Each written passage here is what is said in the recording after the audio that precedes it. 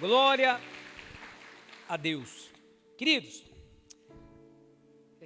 nessa manhã, hoje é dia de ceia. E eu quero pedir licença para você nesta manhã, porque o que Deus tem para tratar conosco vai ser um pouco pesado. O que Deus tem falado ao meu coração, o que Deus tem tratado dentro da minha vida por esses dias. E nós temos vivido um tempo que está muito complicado. Então eu falando com o Senhor prontamente disse: a igreja não é tua, a igreja continua sendo minha. Então você vai falar o que eu quero, não o que você quer. Não é o que eles querem escutar, é o que eu tenho para falar. Porque é palavra minha, não é palavra sua. Então, queridos, abra sua Bíblia comigo aí, na carta de Paulo a Tito. Tá bom? Então, aperta o cinto aí. Mas é bom, irmãos, é bom. É algo bom. Porque nós precisamos, sabe, irmãos? Hoje nós estamos vivendo um tempo que o pastor da igreja não pode falar. Então, elas cantaram aqui que o pastor prende as 99 e deixa ali quietinho para buscar uma que está lá fora, por esse amor. E hoje o pastor falando, ele já não tem mais amor. Não, irmãos, eu vou dar conta da vida de vocês. Mesmo vocês não entendendo isso, eu tenho que dar conta. Naquele dia ele vai cobrar da alma de cada um. Você pregou, você falou, você exortou. Então hoje nós estamos vivendo esse evangelho Nutella. Por que Nutella? Esse evangelho doce, esse evangelho gostoso, esse evangelho que pode tudo, né? Não é a palavra Nutella, não, a palavra Nutella é dizendo algo gostoso, algo doce, né? Então abre aí comigo aí na minha versão NVT, do capítulo 2, do verso 11 ao 15. Tito, do 11 ao 15, olha lá. Eu vou ler aqui, não, já parou aí, então eu vou ter que voltar para cá. Pois a graça de Deus foi revelada a todos, traz salvação. Somos instruídos a abandonar o estilo de vida ímpio e os prazeres pecaminosos.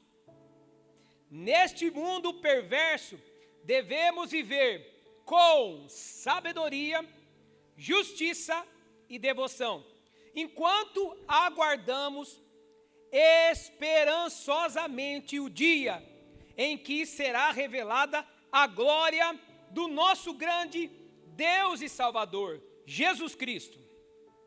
Ele entregou sua vida para nos libertar de todo pecado, para nos purificar e fazer de nós, seu povo, inteiramente dedicado, não é parcial, dedicado às boas obras.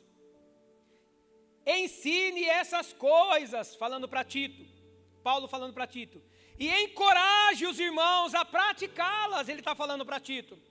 Olha o que é interessante, Paulo falando para Tito, corrija-os com autoridade, não deixe que ignorem o que você diz. Amém? A epístola de Tito aqui, queridos, para a gente entender um pouquinho o pano de fundo aqui, foi escrita, como eu disse, por Paulo, né? Ele instruindo a Tito em um dos cenários mais difíceis, né, do Novo Testamento. Por quê? Falando para Tito ali em Creta. E como era Creta nesse momento? Era o lugar onde a mentira era comum, o pecado era normal, né? O pecado era normal. E o ponto importante, a fé daquele povo era uma fé superficial. Era uma fé bem superficial, né? Havia dentro da igreja, né, as pessoas, elas estavam dentro da igreja, né? Muita gente dentro da igreja que dizia conhecer a Deus, pastor Daniel. Mas a vida delas negava completamente o que os lábios delas declaravam lá fora. A vida delas mostrava totalmente ao contrário. E é dentro desse contexto que Paulo levanta uma verdade poderosa, instruindo a Tito, orientando a Tito. Qual é a verdade? O Evangelho não é uma ideia para ser admirada. Não é um discurso bonito para ser ouvido entre as igrejas. O Evangelho não é para isso. O Evangelho é uma verdade que confronta. E o ponto principal, irmãos, ele exige transformação. O Evangelho, ele tem que me confrontar. E o Evangelho, ele veio para o quê? Para gerar transformação. E é exatamente isso que nós vamos ver dentro desse texto. Paulo orientando Tito. Então vamos pensar junto hoje. Vamos pensar junto. Dentro de tudo aquilo, irmãos, tudo aquilo que nós estamos vivendo hoje, nesse tempo, né, que nós estamos vivendo, as pessoas, elas querem Deus, mas elas não querem compromisso com Deus, elas querem Deus, elas querem aquilo que Deus pode dar, mas elas não querem compromisso com esse Deus. Ela até quer a salvação, quando falam de salvação, eu quero essa salvação, mas elas rejeitam com as suas atitudes, elas rejeitam a transformação. Eu não quero ser transformado. Então Tito 2,11, ele começa dizendo, pois a graça de Deus foi revelada, e a todos a salvação.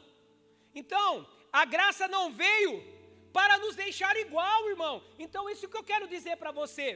Quando você é confrontado com a palavra, porque você não é verdade mesmo. Você era de um jeito, não é para você continuar do mesmo jeito, está certo. Ela não veio deixar você igual. Ela veio para nos transformar. Não tem como, igreja. Ai, aquela igreja é muito pesada. Não é pesada. É o Evangelho, ele entra para machucar mesmo, ele veio para transformar. Porque senão, para que eu vou vir aqui? Você veio fazer o que aqui? Você veio ouvir uma palavra de bênção, uma palavra de vitória, mas acima de tudo, essa vitória, qual é a maior vitória? É a eternidade. Não é chave de carro, não é chave de casa, não é chave de empresa, não é chave de fazenda, não é nada disso. É eternidade com Deus. Então a primeira coisa que eu quero compartilhar com vocês nessa manhã, a graça não passa a mão na cabeça de ninguém. A graça não passa a mão na cabeça de ninguém. Ela nos ensina a renunciar. Olha como a palavra de Deus é muito cirúrgica. Ela não passa a mão. Ela ensina. Por que ensina? É para quem quer. Eu estou te ensinando. Você vai se você quiser. Tito 2,12. Coloca aí. Dá para colocar ou tá? Vê aí. Tito 2,12. 12. Já parou. Vai lá. Somos instruídos a abandonar, olha aí, ó. Somos ensinados a abandonar o estilo de vida ímpio e os prazeres pecaminosos. Neste mundo perverso devemos viver com sabedoria, justiça e devoção. A graça, ele está dizendo, não é licença para você pecar. Não é uma licença para você pecar. A graça é uma escola que nos ensina a dizer não a tudo aquilo que o mundo está dizendo que é certo. O Evangelho, irmão, como eu disse no começo, pastor Daniel, não é água com açúcar. Não é água com açúcar para mim fazer o que eu quero. Não é água com açúcar para mim fazer o que eu quero. Se o Evangelho que você vive não te confronta, não te envergonha das coisas que muitas vezes você faz escondido, que você muitas vezes oculta o pecado, certo? Se ele não te confrontar, não é o evangelho verdadeiro. Não é, irmão. Não é, irmãos. Muitas vezes a pessoa entra dentro da igreja usando droga, escondido, está bebendo escondido, né? Está fumando escondido, está prostituindo, está dormindo com o namorado, está fornicando, e está tudo normal. Está tudo normal, porque a igreja está tudo normal, não, irmão. Pecado é pecado, irmão. Por que as pessoas não levantam mais a mão? Eu lembro que um dia eu estava pregando na Lindóia, o rapaz estava com tanto de maconha assim, ó. Ele saiu de lá chorando e veio pôr no altar aqui, ó. Falou, a partir de hoje eu não quero mais. Isso aí é evangelho. Isso é evangelho. Ele levantou, na hora da oração, ele tirou um tanto de maconha e colocou no altar. Não quero mais isso para minha vida. Isso é evangelho, porque isso é transformação. Agora a turma chega na igreja, entra, sai, dá risada, faz tudo o que quer e acha que está tudo tranquilo. Isso não é graça. Isso não é graça. A graça, quando me alcançou, eu deixei toda uma carreira lá fora. A graça, quando me alcançou, eu abandonei tudo. A graça, quando me alcançou, eu fui trabalhar de balconista, na época ganhando meio salário. Deixei toda uma carreira, porque a graça me alcançou. Quando a graça te alcança, aquilo que você pensa que é graça, é desgraça. Mas Deus te traz a graça redentora que te leva para o céu. E a graça redentora muda a vida, transforma a vida. É isso. A graça de Deus, quando você tem a graça de Deus na tua vida, você não tem medo de dizer não para que o povo fala. Ah, mas se você não fizer, Daniel, as portas vão se fechar, fica tranquilo. Se eu perder tudo e se eu ficar com Jesus, eu ainda estou no lucro. Eu não negocio a minha fé. A graça não passa a mão na cabeça de ninguém, irmãos. Outra coisa, segunda coisa que eu aprendo aqui nesse texto, viver fora da vontade de Deus, escute isso. Viver fora da vontade de Deus é o começo da sua destruição. É o começo. É o começo da sua destruição. E eu quero te chamar a atenção aqui. O inferno começa quando nós decidimos viver fora da vontade de Deus. Pode ver, irmão. Quando você decide viver fora da vontade de Deus, o inferno começa na tua vida. Quando rejeitamos a direção de Deus, abrimos portas para o caos. Abrimos porta para tudo aquilo que é ruim. Uma vida sem Deus no controle, ela perde o propósito, ela perde a graça. Ela perde o sentido, irmãos. É isso que Paulo estava falando para Tito. Olha, orienta eles.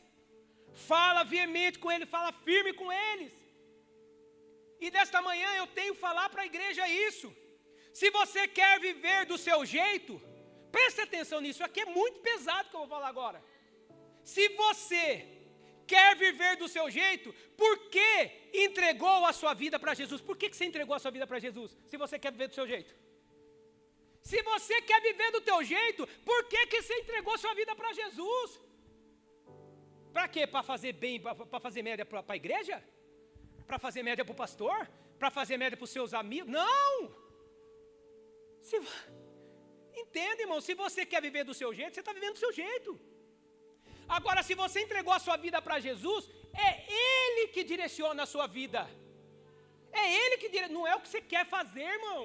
Eu vou a hora que eu quero, eu faço a hora... Não! Se você... Anota isso no teu coração. Eu anotei isso aqui, foi quando o Danilo falou isso, eu fiz questão de anotar isso. Porque é verdade, pastor Daniel. É verdade, Ailson. Se eu entrego a minha vida para Ele, é do jeito dele, não é mais do meu jeito. Por isso que está essa bagunça. Por isso que está essa bagunça. Vem e continua do jeito que está. Não. Entenda isso, viver fora da vontade de Deus é o começo da sua destruição. Terceira coisa, Vícios e pecado destroem um destino profético da Bíblia, da história, para a minha vida e para a tua vida. Eu posso mudar o final da história com as minhas atitudes. Escute isso. O pecado não só afasta de Deus. O pecado só não faz isso. O pecado só não te afasta de Deus. Ele destrói o seu futuro. Ele destrói o seu futuro, meu irmão. O diabo, ele não precisa tirar você da igreja. Escuta isso. Você vai entender por que eu estou falando isso. O diabo, ele não precisa te tirar da igreja. Ele só precisa tirar Deus do centro da sua vida. Você pode vir para os cultos, irmão. Você pode vir para os cultos normal, mas Deus já não é mais o centro da tua vida. E a prova disso é a minha agenda vai dizer. Eu não leio a Bíblia, eu não jejuo, eu não oro. Então a minha agenda, ela está mostrando realmente Deus já não é mais o centro da minha vida. Tito 2,14 vai dizer: para nos remir de toda iniquidade e purificar para si um povo seu especial. O que isso significa para nós? O que isso significa para mim e para você hoje? Significa que eu e você fomos chamados para ser separado e não misturado. Eu e você fomos chamados para ser separado e não misturado. Eu posso estar aqui, eu não preciso estar misturado. É água e óleo, né, aqui, né? Que não se mistura. Pode jogar. Separa. Tamo junto aqui. Estou separado. Agora o problema, irmãos, a gente sabe que o que afasta o homem de Deus é o pecado. É o pecado, irmão, não é luz, não é nada disso. Nada, música, nada. A gente fica preocupado com coisinha que dentro do nosso coração está tudo errado. Está cheio de lixo dentro do nosso coração. E eu criticando, não para. Vamos nos dobrar, vamos voltar ao primeiro amor, chorar, molhar essas cadeiras. Eu não quero saber o que está ali, porque o que me afasta de Deus é o pecado. O que me aproxima de Deus é o amor incondicional dEle. A Bíblia vai dizer: eu obedeço porque eu amo. E eu só amo se eu obedeço. Eu demonstro o meu amor por Deus se eu obedecer. E se eu obedeço, eu demonstro que eu amo. Mas se eu não amo, eu não obedeço. Então está aí, ó. Por que está toda essa desobediência? Porque muitas pessoas não amam a Deus de verdade. Então, aquilo que você fala, por que está acontecendo aquilo? Por que está acontecendo aquilo? Porque o povo não está obedecendo a Deus. Porque a partir do momento que eu obedecer a Deus, eu estou provando que eu amo Ele.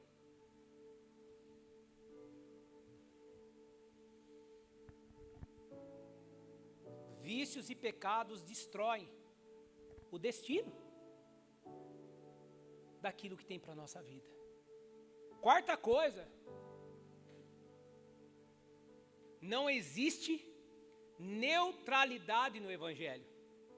O Evangelho não há neutralidade nisso. Ou você vive para Deus, ou você vive para si mesmo. Não vou falar nem de mundo. Ou você vive para Deus, ou você vive para si mesmo. Que eu te falei lá em cima. Não é você dizer que não vai na igreja. É Deus não é mais o centro da tua vida. Você pode frequentar culto, você pode até tocar instrumento, você pode até falar aqui em cima. Pode até falar. Mas Deus já não é mais o centro. Não é mais o centro. Deus já não é mais o centro. E eu quero dizer para você nessa manhã, meio termo é engano. É engano. E quem é o pai da mentira? É o diabo. Então muitas vezes eu estou fazendo da minha vida do jeito que eu quero e nós estamos achando que nós estamos agradando a Deus. Sabe como é chamada essa geração aqui? Eu achei interessante quando eles falaram e eu fiz questão de anotar. Tampa os ouvidos aí, Fábio e companhia, porque é do seu time. A geração Neymar.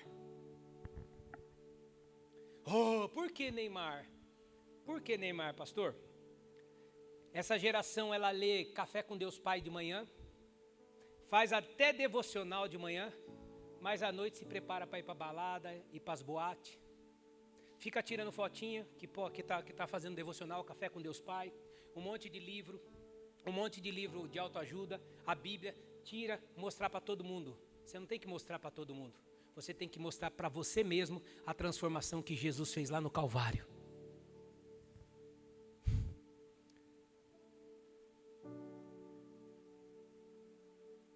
Você tem que mostrar, eu tenho que mostrar para mim mesmo. Eu não preciso ficar postando. Posso postar? Posta. Mas poste aquilo que você está vivendo. Comprei um novo Café com Deus Pai, glória a Deus. Mas o que adianta você ler o Café com Deus Pai de manhã e passar o dia inteiro fazendo tudo errado? O que adianta você frequentar um monte de culto e daqui a pouco você maquinar tudo um monte de coisa errada, adultério, pornografia, mentira, roubo? Adianta o quê? Esse Café com Deus Pai não te falou nada? Ele não te refletiu nada? A palavra que estava lá, que eu acredito, lá tem palavra, escrito, está a palavra. Aquilo não mudou a sua vida, aquilo é para mudar a sua vida.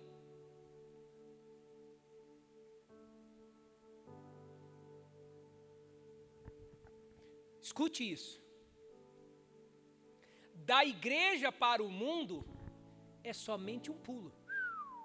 Todo mundo. Da igreja para o mundo é um pulo. Agora aqui, quem um dia já foi desviado, sabe o que eu vou falar agora. Mas do mundo para a presença de Deus é uma guerra. Para mim e para o mundo aqui, ó, pulei. Acabou. Estou lá na música lá, deixa a vida me levar, vamos embora. É gostoso. Agora, quem aqui um dia já esteve fora da presença de Deus, sabe. Eu vi o irmão falando, Bruno, que quando ele tomou a decisão, Priscila, de voltar para Jesus, irmãos, ele pegou até o telefone dele, com os contatos que tinha e jogou na privada. Pá! Vida nova, uma nova vida, não quero mais. Ele jogou até o telefone fora.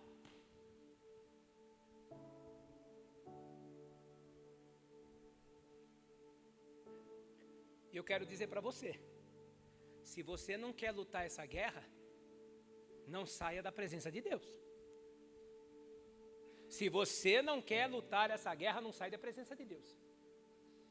Pode sentar com todos que voltaram. Às vezes demorou 10 anos, 20 anos, 1 ano, sei lá quanto tempo. Você pode conversar com essa pessoa. Essa pessoa vai contar para você todas as tragédias que ela passou. Todas as destruições que ela passou. Outra coisa, irmãos, que eu aprendo aqui, trazendo para nós. Isso aqui é fato. Anota também isso. O lugar que você frequenta revela o que você busca. O lugar que você frequenta revela o que você busca. Ponto. Vou repetir. O lugar que, vou falar, conjugar o verbo certo, que nós frequentamos revela o que nós buscamos. Muitas coisas que acontecem na nossa vida, é só nós aplicar esse texto. Coloca lá na porta da sala, da sua casa, da saída. E você lê de manhã. Puxa vida, eu não posso fazer isso. Ponto.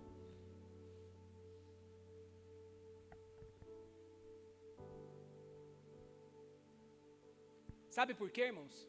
Sabe por quê? Ambientes alimenta nossas decisões. Ninguém que trai, trai da noite por dia. Ninguém que cai, cai da noite por dia. Ninguém, irmãos.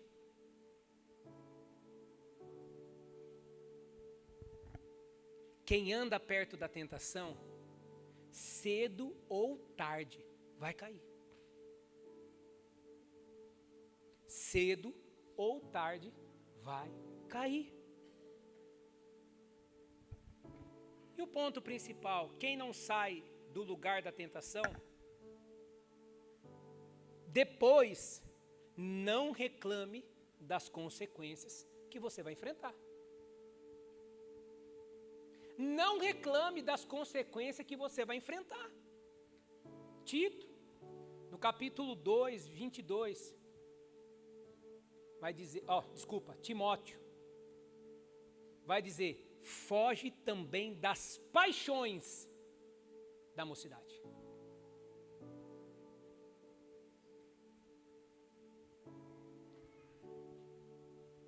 Grava isso, irmãos. O lugar que você frequenta revela o que você busca. Ponto. Muitas vezes a gente fala, não, mas Deus sabe. Não, Deus sabe, sabe muito. E ainda bem que Ele é misericordioso, porque senão Ele ia fulminar nós.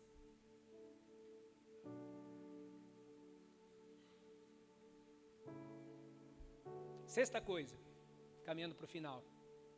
O Evangelho é transformação interna, não aparência externa.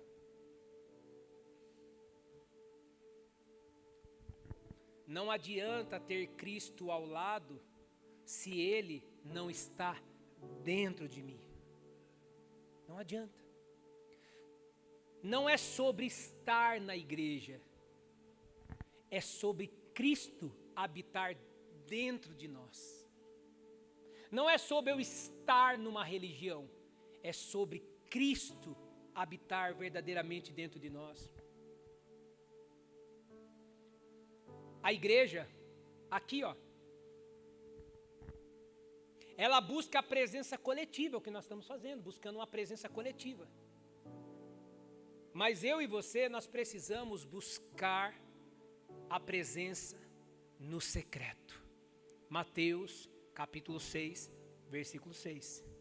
Entra no teu quarto, fecha a porta, que o teu Pai, que vê tudo em secreto, te recompensará.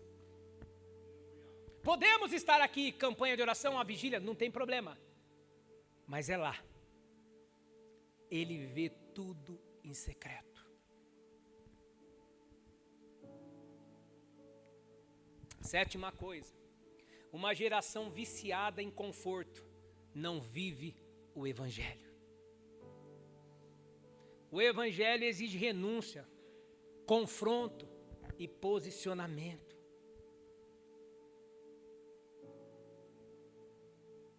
Conforto excessivo gera crentes fracos.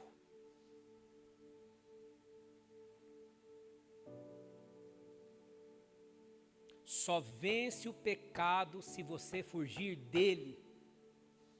Mateus 5, 29. Se o teu olho te faz pecar, arranca. O que ele está dizendo? Não é para você pegar a faca, pastor, e arrancar o olho. Não. Ele está dizendo, é algo extremo. Se isso está te fazendo você se afastar de Deus, que pode colocar tua alma no inferno, irmão, já deu. É o celular, faz que nem o irmão fez, joga no lixo. É por onde você tem andado, corta. Para. Essas amizades, sai fora disso.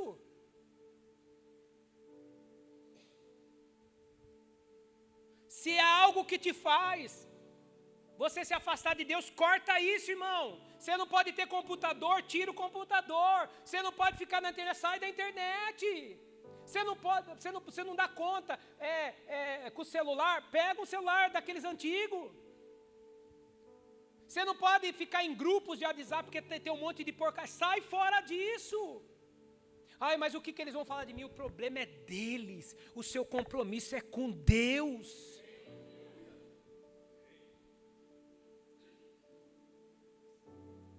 Com todo o respeito, a turma fala, né? Todo mundo fala da irmã do coque. O pastor pregou ontem lá sobre isso. E eu achei interessante o que ele falou. Falou, eu não estou falando nada das irmãs do coque. Que ele falou assim, que quando a irmã do coque levantava, ele morria de medo. E até ele brincou assim, irmãos, eu quero virar o irmão do coque, eu quero voltar a ser, eu quero ser o irmão do coque. Sabe por quê, irmão? Eu era dessa época também, irmãos. Eu era dessa época, irmão.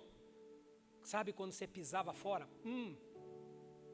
Não era crente Nutella, eu vinha para o culto, eu não deixava a minha máscara escondida. Eu pequei, eu fiz um monte de burrada. Se eu pequei, eu vou sentar lá. Agora hoje a turma peca e vai embora. Eu não, eu vinha. Aí quando começava o negócio pegar fogo, irmão, o coração batia, Fábio. Hoje vai pegar. E quando ela andava, eu falava, não deixa.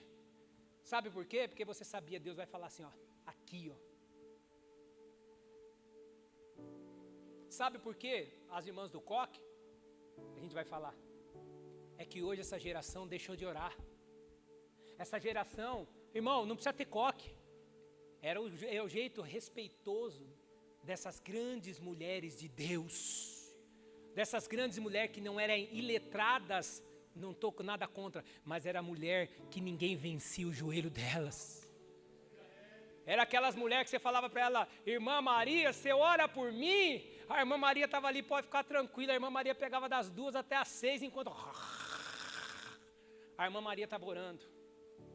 Então quando a gente fala é respeitosamente por essas mulheres, não é debochando dessas mulheres. Mas por que não tem isso? Mas pode ver, irmão, pode ver, as irmãs do coque, o tempo mudou, as coisas mudaram, mas o joelho continua encarangado, porque elas continuam orando. Netflix chegou, TikTok chegou, Instagram chegou, Facebook chegou, mas o joelho dela nunca deixou de parar.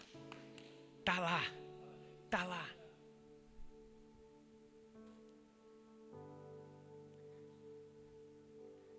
Oitava coisa, quando a presença de Deus vai embora. Quando a presença de Deus vai embora, aqui, irmão, isso aqui é matemática que eu vou falar para vocês.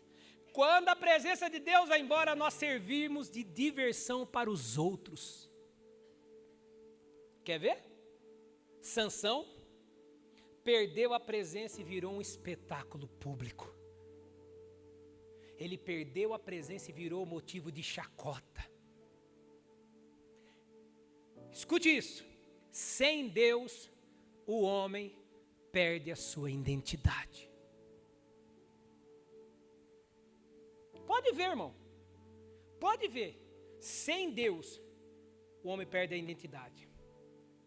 O maior prejuízo não é perder as coisas, é perder a presença de Deus.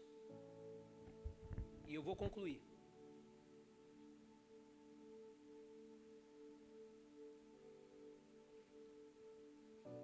Paulo estava dizendo para Tito sobre esse povo. Um povo zeloso de boas obras. Estava falando, fala, exorta, repreende com toda a autoridade. Deus, ele não quer um povo morno, irmãos.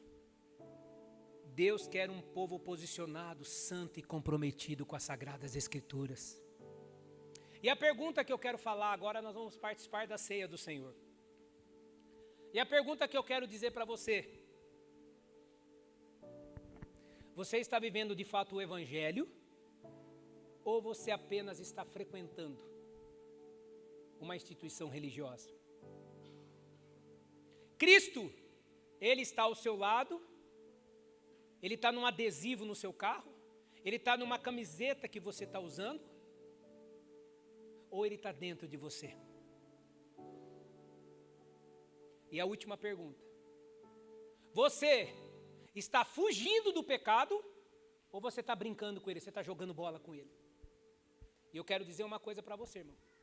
Nesse jogo, se você entrar, porque o pecado, o que a Bíblia diz? Resistir ao diabo. Então não vai lá, ele fugirá de vós. Resista a ele. A Bíblia não está dizendo, vai lá, pisa lá e entra no reduto dele. Então o que eu quero te dizer, nesse jogo, seja um perdedor, vai embora. Não entra nesse jogo, que as estratégias que ele tem lá dentro são totalmente contrárias com a estratégia que você aprendeu. Mas pastor, mas peraí, eu tenho Jesus. Não, peraí. Só que a própria estratégia que Jesus te dá é para você não ir lá. Porque ele sabe que nós somos carne e nós somos falíveis. E a gente pode cair.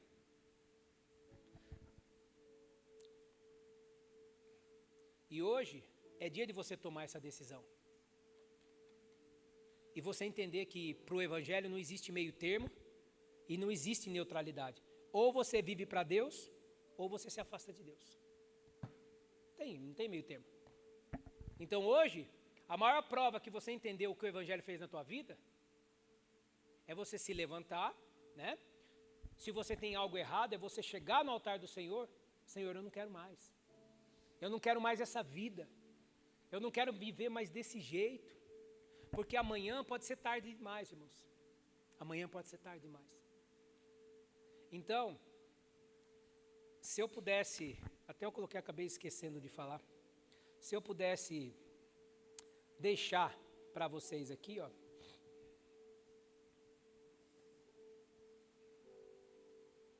o tema para você sair daqui pensando, a resposta define o seu destino. A resposta que você dá para tudo aquilo que acontece no seu dia a dia, define o seu destino. O seu futuro, ele está observando tudo que você está fazendo aqui hoje. O seu futuro. Ele está conversando com o seu presente. Se coloque de pé.